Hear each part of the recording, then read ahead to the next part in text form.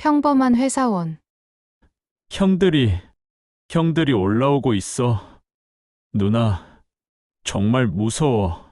깊은 밤, 한 통의 전화가 평온했던 일상을 산산조각 냈습니다.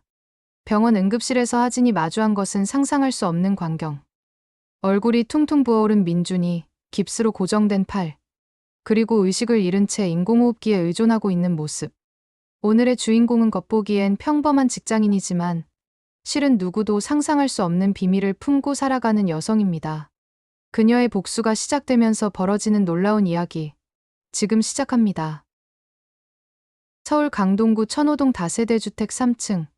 하진은 늦은 밤 회사 업무를 마무리하고 있었습니다. 대림산업 마케팅팀에서 받은 기획서를 정리하며 내일 프레젠테이션을 준비하고 있었어요. 시계는 밤 11시를 가리키고 있었습니다. 하진의 왼쪽 어깨에는 누구도 모르는 비밀이 숨어 있었어요. 3년 전 아프가니스탄에서 받은 총상 흉터였습니다. 비가 오는 날이면 여전히 쑤시고 아팠지만 그녀는 아무에게도 말하지 않았어요. 국정원 고스트팀 출신이라는 정체는 철저히 감춰야 했거든요. 코드명 써니. 5년간 해외 특수임무를 담당했던 그녀는 2년 전 일선에서 물러나 평범한 회사원으로 살고 있었습니다. 하지만 몸에 밴 습관들은 쉽게 사라지지 않았어요. 문소리만 들어도 자동으로 경계태세를 갖추고 항상 주변을 살피는 버릇이 남아있었죠. 하진의 휴대폰이 갑자기 울렸습니다. 발신자는 민준이었어요. 17살 남동생이 이런 늦은 시간에 전화하는 건 처음이었습니다. 민준아, 왜 안 자고 뭐해? 누나, 진짜 큰일 났어. 전화 너머 민준이의 목소리가 평소와 달랐어요. 숨이 가쁘고 공포에 질린 목소리였습니다. 하진의 모든 신경이 즉시 곤두섰어요. 어디야? 무슨 일이야? 명덕구 옥상이야. 콜피온 형들이 나를 잡으러 와. 누나, 정말 무서워. 스콜피온이라는 단어가 하진의 귀에 꽂혔습니다. 민준아, 절대 움직이지 마. 누나가 지금 바로 갈게. 안 돼. 계단 소리가 들려. 형들이 올라오고 있어. 그 순간 전화 너머로 문이 부서지는 큰 소리가 들렸어요. 쾅! 둔탁한 충격음이 3번 연달아 이어졌습니다. 하진은 그 소리가 무엇인지 너무나 잘 알고 있었어요. 둔기로 사람을 때리는 소리였거든요. 민준아, 대답해. 하지만 전화는 이미 끊어진 상태였습니다. 하진은 즉시 행동에 나섰어요. 검은색 운동복으로 갈아입고 운동화 끈을 단단히 묶었습니다. 그리고 평소 휴대하던 작은 가방에 손전등과 응급처치용품을 챙겼어요. 고스트팀 시절 익힌 몸짓이 자연스럽게 나왔습니다. 거울을 보며 후드를 깊숙이 눌렀었어요. 2년 동안 잠들어 있던 요원의 본능이 되살아나고 있었습니다. 오토바이 키를 집어든 하진은 아파트를 뛰쳐나갔습니다. 지하 주차장에 혼다 CBR을 타고 밤거리로 나섰어요.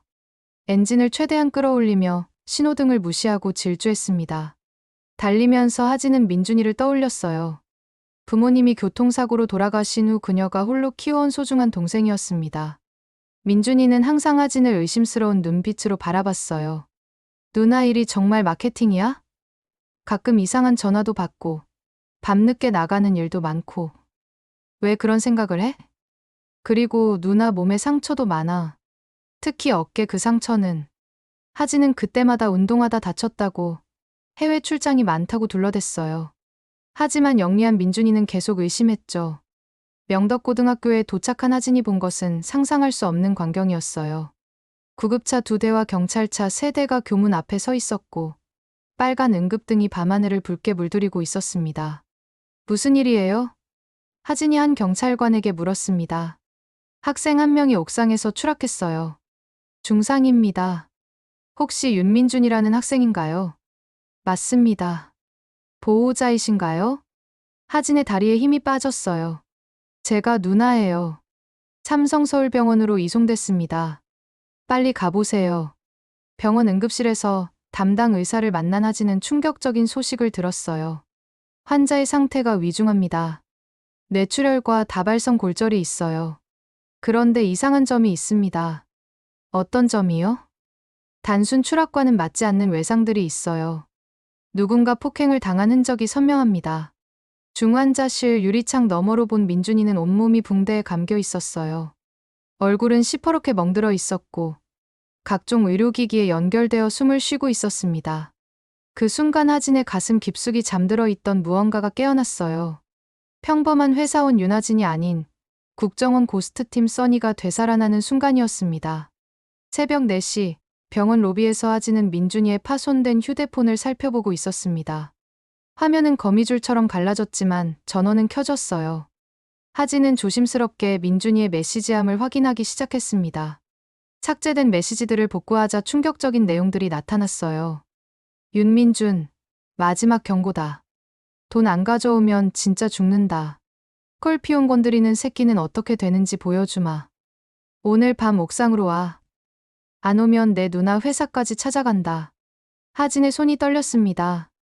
마지막 메시지는 어제 저녁 9시에 받은 것이었어요.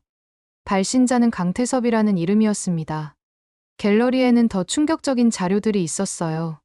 명덕고 교실에서 찍힌 사진들이었는데 학생들이 모여 앉아 휴대폰을 들여다보며 뭔가에 열중하는 모습이었습니다. 자세히 보니 도박게임 화면이었어요. 그중 한 사진에는 스콜피온이라고 새겨진 조끼를 입은 학생들이 보였습니다. 그들은 다른 학생들에게 뭔가를 설명하고 있었어요. 가장 충격적인 건 마지막 동영상이었습니다. 어젯밤 촬영된 것으로 옥상에서 민준이가 여러 명에게 둘러싸인 모습이 담겨 있었어요. 야, 윤민준, 마지막 기회다. 빚 안 갚을 거야? 형, 전 정말 돈이 없어요. 그리고 이런 건 잘못된 것 같아요. 잘못됐다고? 내가 직접 게임했잖아. 졌으면 돈 내는 게 당연하지. 영상은 거기서 갑자기 흔들리며 끊어졌어요. 하진은 주먹을 굳게 쥐었습니다. 하진은 즉시 명덕고등학교로 향했습니다. 새벽이라 학교는 조용했지만 이상하게도 경비실에 불이 켜져 있었어요. 더 이상한 건 교문 앞에 고급 승용차 2대가 주차되어 있다는 점이었습니다. 하진은 담장 근처로 조심스럽게 다가갔어요. 고스트팀에서 익힌 잠입술로 소리 없이 움직였습니다. 담을 넘어 교내로 들어선 하진은 체육관 쪽에서 새어나오는 불빛을 발견했어요. 창문 아래로 몸을 낮춘 하진은 내부를 들여다봤습니다. 그리고 믿기 어려운 광경을 목격했어요. 체육관 안에는 약 20명의 학생들이 있었습니다. 모두 휴대폰을 들고 진지한 표정으로 화면을 터치하고 있었어요. 앞쪽에는 정장을 입은 성인 남성이 칠판에 뭔가를 적고 있었습니다. 오늘까지 손실 복구 안 되는 애들은 이자가 30% 추가된다. 남성의 목소리가 체육관에 울려 퍼졌어요. 그럼 제가 빚진 돈이 200만 원이 넘어요. 한 학생이 떨리는 목소리로 말했습니다. 그럼 집에서 뭐라도 가져와야지. 누나나 형한테 빌리든지. 그건 정말 못해요. 순간 정장 남성이 그 학생에게 다가가 뺨을 때렸습니다. 찰싹, 소리가 체육관을 가득 채웠어요. 못한다고. 그럼 윤민준이처럼 될 각오는 됐나? 하진의 온몸에 소름이 돋았습니다. 저들이 민준이를 일부러 다치게 한 거였어요. 자, 오늘부터 새로운 시스템이다. 서울연합에서 더 체계적으로 관리하기로 했다. 서울연합이라는 단어에 하진의 귀가 쫑긋했어요. 강남, 서초, 송파, 강동 총 40개 학교가 네트워크로 연결된다. 이제 도망갈 곳은 없다. 하진은 휴대폰으로 이 장면을 촬영하기 시작했어요. 하지만 갑자기 뒤에서 목소리가 들렸습니다. 거기 누구야? 하진은 재빨리 몸을 돌렸어요. 교복을 입은 키 큰 학생이 스마트폰 손전등을 켜고 서 있었습니다. 아, 길을 잃어서. 새벽에 학교 담 넘어서 길을 잃었다고. 거짓말하지 마. 학생이 큰 소리를 내려는 순간 하진이 움직였습니다. 세 걸음 만에 학생에게 다가가 목 뒤 혈자리를 눌렀어요. 학생은 소리도 내지 못하고 기절했습니다. 하진은 기절한 학생을 안전한 곳에 눕히고 체육관을 벗어났어요. 이미 들킨 이상 오래 머물 수는 없었습니다. 학교를 나온 하진은 경찰서로 향했습니다. 하지만 담당 형사의 반응은 의외였어요. 학교폭력 신고라고 하셨는데 학교 측에서는 학생이 스스로 뛰어내렸다고 보고했습니다. 스스로요? 이 영상을 보세요. 하진이 휴대폰을 보여줬지만 형사는 시큰둥했어요. 요즘 애들 장난이 좀 심하긴 하죠. 하지만 도박이라기보다는 게임 같은데요. 하진은 깨달았습니다. 경찰도 제대로 된 수사를 할 생각이 없다는 것을 말이죠. 다시 병원으로 돌아온 하진은 중환자실 앞에 앉아 생각에 잠겼어요. 콜피온, 서울연합, 그리고 체계적인 학생 도박 사업. 이건 단순한 학교 문제가 아니었습니다. 그때 간호사가 다가왔어요. 환자가 잠깐 의식을 되찾았어요. 지금이면 잠시 대화할 수 있을 것 같습니다.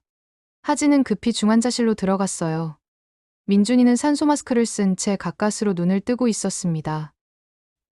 누나, 민준아, 괜찮아. 누나가 왔어. 누나, 조심해. 걔들 정말 무서운 애들이야. 서울연합이라고. 민준이의 목소리는 간신히 들릴 정도로 약했어요. 처음엔 재미있는 게임이라고 했어. 근데 돈을 잃기 시작하니까 이자가 계속 붙어서. 민준아, 무리하지 마. 박수진, 걔가 다 알고 있어. 그리고 누나. 민준이가 하진의 손을 꽉 잡았어요. 누나는 정말 평범한 회사원이지? 하진은 민준이의 손을 꼭 잡고 대답했습니다. 응. 그냥 평범한 누나야. 하지만 마음속으로는 다짐하고 있었어요. 이제 평범한 누나가 아닌 다른 방법으로 이 문제를 해결해야 한다고 말입니다. 하진은 명덕고 앞 카페에서 박수진을 기다리고 있었습니다. 오전 10시, 수진이가 창백한 얼굴로 나타났어요. 손목에는 붉은 멍 자국이 선명했습니다. 수진아, 이거 어떻게 된 거야? 콜피온 애들이. 민준이 오빠 일로 저를 의심하고 있어요. 하진의 분노가 치밀어 올랐습니다. 정확히 뭘 알고 있는지 말해줘. 수진이는 주변을 살피며 작은 목소리로 말하기 시작했어요. 처음엔 정말 재미있는 게임이라고 했어요. 휴대폰으로 하는 포커 게임이라고. 이기면 용돈도 벌 수 있다고 했고요. 그런데 게임에서 지면 빚이 생기는 거였어요. 그것도 하루마다 이자가 붙어서 10만 원 빚지면 하루에 3만 원씩 이자가. 하진은 빠르게 계산해봤어요. 일주일이면 원금의 2배가 넘는 이자였습니다. 못 갚으면 어떡해? 집까지 찾아와요. 가족들한테 말하겠다고 협박하고. 그래도 안 되면. 수진이의 목소리가 더욱 작아졌어요. 다른 학교 애들한테 돈 빌리라고 해요. 그것도 안 되면 물건 훔쳐서라도 가져오라고. 서울연합에 대해서도 아는 게 있어? 네. 서울 전체 고등학교에 이런 조직이 있대요. 강남에만 15개 학교가. 하진은 충격을 받았어요. 이건 전국적인 조직범죄였습니다. 수진이를 안전한 곳으로 보낸 후 하진은 중요한 결정을 내렸어요. 혼자서는 해결할 수 없다는 것을 깨달은 거였습니다. 하진은 휴대폰을 꺼내 오래된 연락처들을 찾기 시작했어요. 5년 전 고스트팀에서 함께했던 동료들이었습니다. 모두 현재는 일반인으로 살고 있었지만 필요할 때면 언제든 연락할 수 있도록 약속했었어요. 첫 번째 전화는 김태연에게 걸었습니다. 태연아, 나야. 써니. 써니. 하진이야. 어떻게 된 일이야? 급한 일이 생겼어. 지금 어디야? 용산에서 치킨집 운영하고 있어. 뭔데? 오늘 밤 만날 수 있어? 다른 애들도 불러서. 김태연의 목소리가 진지해졌어요. 무슨 일인지 대충이라도 말해줘. 내 동생이 당했어. 학생 조직한테. 알겠어. 다른 애들한테 연락해볼게. 두 번째는 박민수였습니다. 현재 인천에서 자동차 정비소를 운영하고 있었어요. 민수야, 써니야. 써니 누나. 오랜만이네요. 무슨 일이에요? 팀 회합 좀 해야겠어. 오늘 밤 서울역에서 만날 수 있어? 무슨 일인데요? 설마. 응급 상황이야. 자세한 건 만나서 얘기할게. 세 번째는 이준호였어요. 부산에서 카페를 운영하고 있었습니다. 준호야, 나야. 누나, 진짜 오랜만이네. 뭔 일이야? 서울로 올라올 수 있어? 급한 일이야. 언제? 오늘 당장. 준호의 목소리에서 긴장감이 느껴졌어요. 알겠어. 지금 출발할게. 마지막은 최영호였습니다. 대구에서 택시 운전을 하고 있었어요. 영호야, 써니야. 누나? 웬일이야? 혹시. 팀 소집이야. 가능해? 바로 갈게. 저녁 8시, 서울역 근처 작은 술집에서 5명이 모였습니다. 2년 만에 재회였어요. 모두 민간인 복장이었지만 여전히 군인 같은 자세와 예리한 눈빛을 가지고 있었습니다. 다들 고마워. 급하게 불러서. 하진이 말했어요. 무슨 일인지 말해봐. 김태현이 물었습니다. 하진은 민준이에게 일어난 일과 스콜피온, 서울연합에 대해 상세히 설명했어요. 동료들의 표정이 점점 굳어갔습니다. 학생들을 상대로 도박을 시킨다고? 박민수가 분노에 찬 목소리로 말했어요. 그것도 전국적으로 조직화돼 있어. 하진이 촬영한 영상을 보여주자 모두의 얼굴이 차갑게 변했습니다. 이런 쓰레기들을. 최영호가 주먹을 쥐었어요. 우리가 나서야겠네. 이준호가 조용히 말했습니다. 하지만 상대는 학생들이야. 조심해야 해. 김태현이 신중하게 말했어요. 맞아. 하지만 이 아이들도 피해자야. 진짜 적은 따로 있어. 하진이 단호하게 대답했어요. 계획을 세우자. 어떻게 할 거야? 박민수가 물었습니다. 하진은 지도를 꺼내 서울 전체를 가리켰어요. 서울연합 산하 주요 거점을 동시에 타격할 거야. 각자 한 곳씩 맡아서. 5명의 눈빛이 예전처럼 날카로워졌습니다. 고스트팀이 다시 뭉친 순간이었어요. 언제 시작하지? 최영호가 물었습니다. 내일 밤. 서울연합이 뭔지 보여주자. 하진의 목소리에는 차가운 결의가 담겨 있었습니다. 내일 밤. 스콜피온들이 누구를 건드렸는지 후회하게 만들어주자. 하진의 목소리에는 차가운 결의가 담겨 있었습니다. 차챕터 고스트팀의 귀환. 다음 날 밤 9시, 서울 전역에서 동시에 작전이 시작됐습니다. 하진은 명덕고 스콜피온 본부로, 나머지 4명은 각각 강남, 서초, 송파, 영등포의 거점으로 향했어요. 김태현은 강남 대치동 학원가 근처 건물 지하를 담당했습니다. 그는 이라크 파병 당시 도시 게릴라전 전문가였어요. 후세인 정권 잔당들의 은신처를 찾아내 일망타진시킨 전설이 있었죠. 야, 형들 왜 이렇게 늦게 와? 지하 게임방에서 스콜피온 학생들이 김태현을 보며 말했어요. 그는 배달음식 복장으로 위장하고 있었습니다. 치킨 주문하신 분? 우리 주문 안 했는데. 순간 김태현이 움직였어요. 문을 잠그고 전등을 껐습니다. 어둠 속에서 정확한 타격이 이어졌어요. 3분 후 7명의 학생들이 모두 바닥에 쓰러져 있었습니다. 박민수는 서초구 반포동 아파트 상가를 맡았어요. 아프가니스탄에서 탈레반 폭탄 제조소를 소탕한 폭발물 전문가였습니다. 정전이네. 왜 갑자기? 스콜피온 학생들이 당황하는 사이 박민수는 이미 건물 내부로 침투했어요. 정전이 아니라 그가 전기를 차단한 거였습니다. 야간 투시경을 착용한 그에게는 완전한 유리한 상황이었어요. 누구야? 어디 있어? 공포에 질린 목소리들이 들렸지만 박민수는 조용히 하나씩 제압해 나갔습니다. 이준호는 송파구 잠실 스포츠센터 근처를 담당했어요. 소말리아 해적 진압 작전에서 인질 구출 전문가로 활약했던 그였습니다. 형, 새로운 게임 룰 설명해 드릴게요. 스콜피온 리더가 신입 학생들에게 도박 방법을 가르치고 있었어요. 잠깐, 저기 누구야? 이준호가 모습을 드러내자 학생들이 경계했습니다. 게임 끝. 이준호의 차가운 목소리와 함께 순식간에 상황이 정리됐어요. 최영호는 영등포 물레동 공장지대를 맡았습니다. IS 선멸작전에서 시가전 전문가로 활약했던 베테랑이었어요. 뭐야? 어른이 왜 여기 있어? 폐공장 안에서 도박판을 벌이던 스콜피온 학생들이 최영호를 발견했습니다. 너희들 놀이는 이제 끝이야. 최영호는 군대식 진압술로 학생들을 완전히 무력화시켰어요. 같은 시간 하진은 명덕고 본부를 급습했습니다. 체육관에는 강태섭을 포함해 15명의 스콜피온 핵심 멤버들이 모여 있었어요. 누구야? 여기 어떻게 들어왔어? 강태섭이 하진을 보며 소리쳤습니다. 윤민준의 누나야. 하진의 목소리는 차가웠어요. 뭐, 그 새끼 누나가?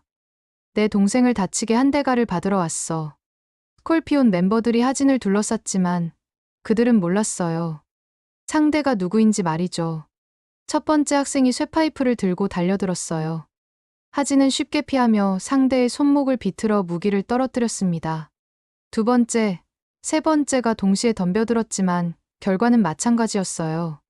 불과 2분도 안 되어 체육관 바닥에는 15명이 모두 쓰러져 있었습니다. 이게 뭐야? 당신 도대체 누구야? 강태섭이 공포에 질린 채 뒷걸음쳤어요. 그냥 평범한 누나야. 하진이 차분하게 대답했습니다. 같은 시간 서울 곳곳에서 스콜피온 거점들이 하나씩 무너지고 있었어요.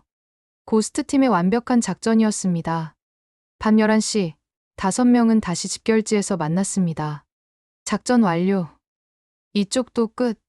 문제없이 정리됐어. 모든 팀원들이 성공을 보고했어요. 하지만 하진은 알고 있었습니다. 이건 시작에 불과하다는 것을 말이죠. 진짜 싸움은 이제부터였어요. 강태섭은 분명 가만히 있지 않을 테니까요. 5챕터 최후의 발악. 다음 날 아침, 서울 전역의 스콜피온 조직이 마비됐다는 소식이 퍼졌습니다. 강태섭은 자신의 휴대폰을 부여잡고 각 지부에 연락을 시도했지만 받는 곳이 없었어요. 대체 뭐가 일어난 거야? 강태섭의 목소리는 공포에 떨리고 있었습니다. 하룻밤 사이에 서울연합 산하 주요 거점 5곳이 모두 무력화된 거였어요. 형, 어떻게 된 거예요? 강남 애들도 연락 안 되고 서초 쪽도. 남은 스콜피온 멤버 몇 명이 강태섭 주변으로 모여들었습니다. 닥쳐, 생각 좀 하게. 강태섭은 머리를 감싸쥐고 있었어요. 어젯밤 체육관에서 당한 굴욕이 아직도 생생했습니다. 그 여자, 윤민준의 누나라는 여자가 보여준 실력은 상상을 초월했어요. 형, 그 여자가 뭔가 특별한 사람인 것 같아요. 특별하다고. 어떻게? 일반인이 저렇게 싸울 수는 없어요. 뭔가 훈련받은 사람 같았어요. 강태섭은 윤하진에 대해 조사를 시작했어요. 대림산업 마케팅팀 대리라는 겉모습과 달리 뭔가 숨겨진 것이 있다는 확신이 들었습니다. 형, 이거 봐요. 한 멤버가 휴대폰을 보여줬어요. 인터넷에서 찾은 윤하진의 회사 정보였습니다. 2년 전에 입사했네. 그전엔 뭐 했을까? 이력이 너무 깔끔해요. 마치 일부러 만든 것 같아요. 강태섭은 점점 불안해졌어요. 자신들이 건드려서는 안 될 사람을 건드린 것 같다는 생각이 들었습니다. 오후 3시, 강태섭의 휴대폰이 울렸어요. 모르는 번호였습니다. 누구세요? 강태섭이지. 나 윤하진이야. 강태섭의 온몸에 소름이 돋았어요. 어떻게 내 번호를. 그런 건 중요하지 않아. 만나자. 만나서 뭘 하게요?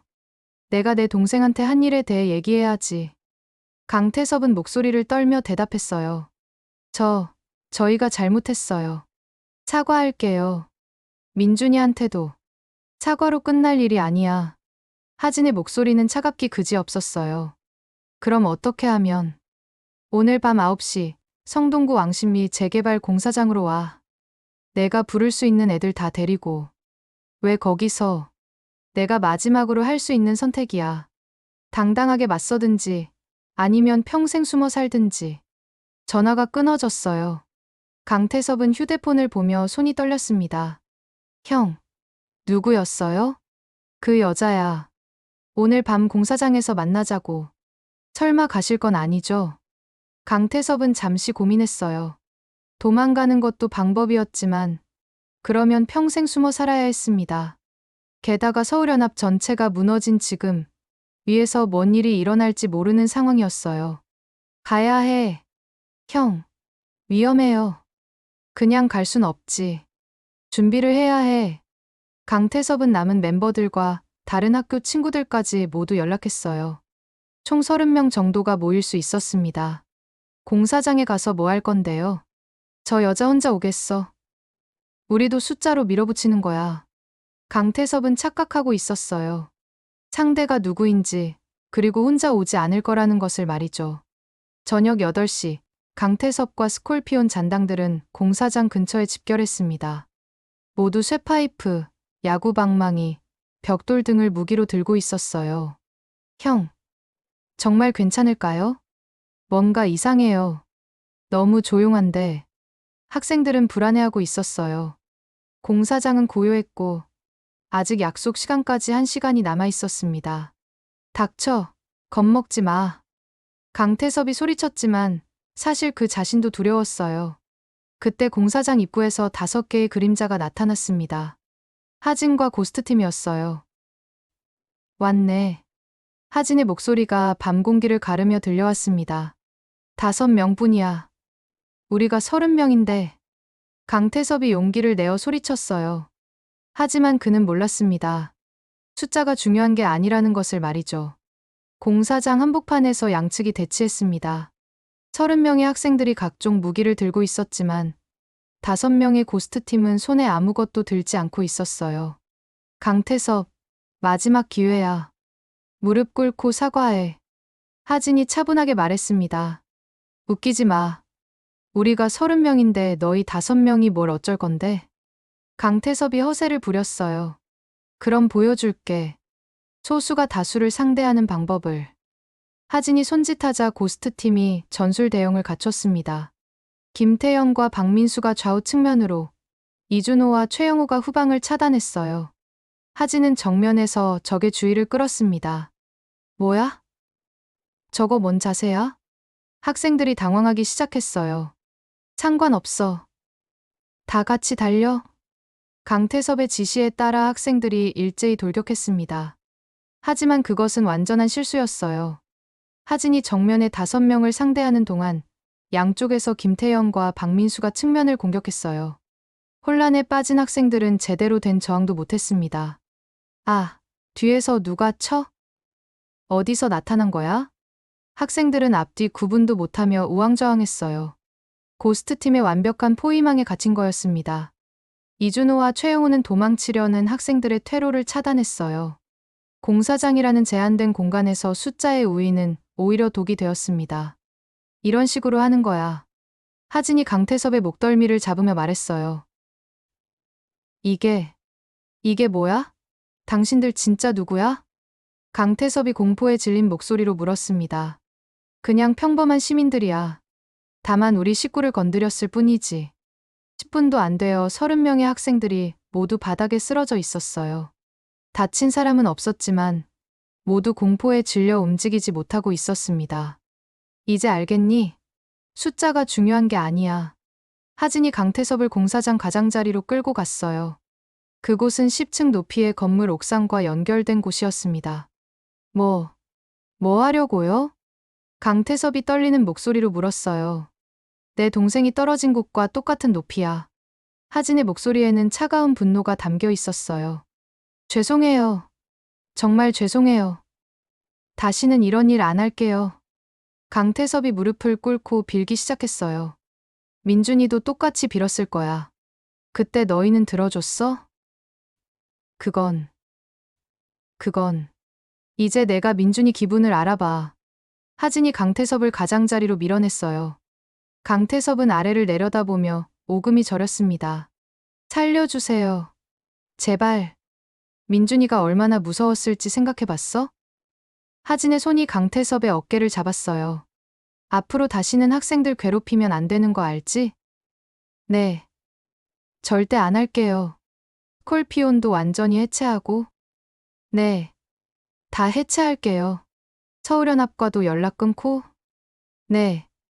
모든 연락 끊을게요. 강태섭이 눈물을 흘리며 빌었어요. 하진은 그를 안전한 곳으로 끌어당겼습니다. 기억해. 이런 일 다시 하면 그때는 정말 민준이처럼 될 거야. 네. 정말 죄송합니다. 다른 학생들도 모두 무릎을 꿇고 사과했어요. 다들 집에 가서 부모님께 사과드려. 그리고 피해본 친구들한테도. 김태현이 엄한 목소리로 말했어요. 우리가 다시 이런 일로 나서지 않게 해줘. 박민수가 덧붙였습니다. 학생들은 모두 고개를 끄덕이며 공사장을 떠났어요. 강태섭은 마지막까지 고개를 숙이고 사과하며 사라졌습니다. 끝났네. 이준호가 안도의 한숨을 쉬었어요. 민준이가 좋아할 거야. 최영호가 미소 지었습니다. 하진은 휴대폰을 꺼내 병원에 전화했어요. 민준이 상태는 어때요? 많이 좋아졌어요. 내일이면 의식도 완전히 돌아올 것 같습니다. 하진의 얼굴에 처음으로 미소가 떠올랐어요. 모든 것이 끝났습니다. 다음 날 오후 하진은 병원에서 좋은 소식을 들었습니다. 민준이가 완전히 의식을 되찾았다는 것이었어요. 누나. 중환자실에서 나온 민준이는 아직 깁스를 하고 있었지만 눈빛만큼은 예전처럼 밝았어요. 민준아, 괜찮아? 하진이 동생을 꼭 안아주었습니다. 응. 이제 많이 좋아졌어. 그런데 누나. 민준이의 표정이 궁금하다는 듯 변했어요. 스콜피온 애들이 갑자기 사라졌어. 강태섭이도 학교에 안 나온다고 하고 다른 애들도 모두 전학 간다던데. 하진은 미소를 지었어요. 그래? 다행이네. 누나가 뭔가 했어? 민준이가 예리한 눈빛으로 물었어요. 뭘 했겠어? 그냥 운이 좋았나 보지.